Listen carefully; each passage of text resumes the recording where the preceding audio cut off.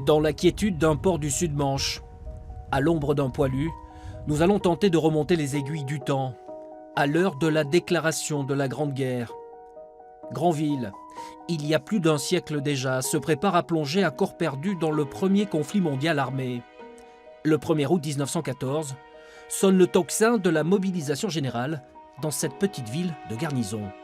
Les premières manœuvres vraiment pour dire que le régiment sort de Granville et qu'il est en ordre de marche, c'est 5, 6, 7 août, donc une semaine après. Et le 8 août, vous avez 3500 hommes qui vont quitter Granville.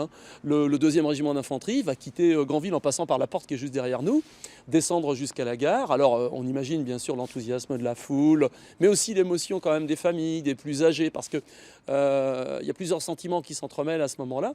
Mais donc oui, le régiment part vraiment à la guerre et ça y est, la ville est en guerre.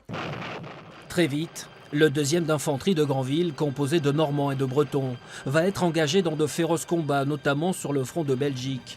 Ces hommes vont d'ailleurs payer un lourd tribut lors de la bataille de Charleroi, le 21 et 22 août 1914.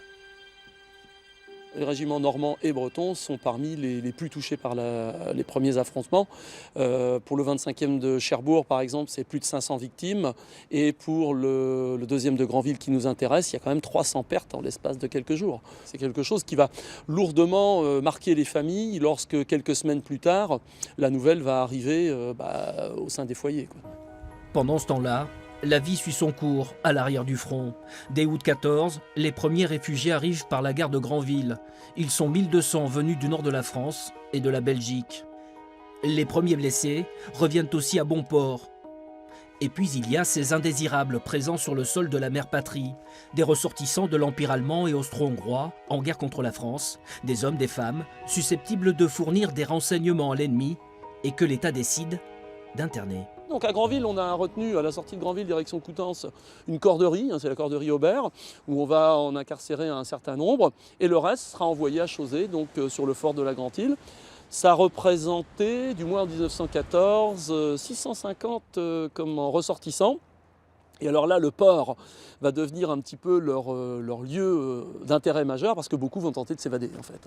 Un port désormais vidé de ces hommes partis au front, et où l'activité est quasiment à l'arrêt. L'effort de guerre économique se concentre donc essentiellement sur les usines du coin. L'usine Dior est connue à cette époque-là pour fabriquer principalement des engrais, des produits chimiques. Et donc du fait de la guerre, elle va se reconvertir en industrie de guerre, c'est la mobilisation économique. Et elle va fabriquer, ou du moins produire, des acides sulfuriques, des explosifs et également des gaz asphyxiants. On a aussi d'autres entreprises sur Granville et les environs. Donc vous avez la fonderie Nivard par exemple qui fabrique des obus, qui fabrique du matériel pour l'armée. On a différents ateliers également qui travaillent pour le compte de la défense nationale. Donc on a une vraie mobilisation économique de l'arrière dans la ville et aux environs. Dans la quiétude d'un port du Sud-Manche, à l'ombre d'un poilu, le temps semble s'être arrêté dans la Haute-Ville. À l'heure de l'armistice, en novembre 1918, la caserne du Roc reprendra bien vie avec le retour des hommes du 2e d'infanterie de Granville, avant de fermer définitivement ses portes en avril 1920.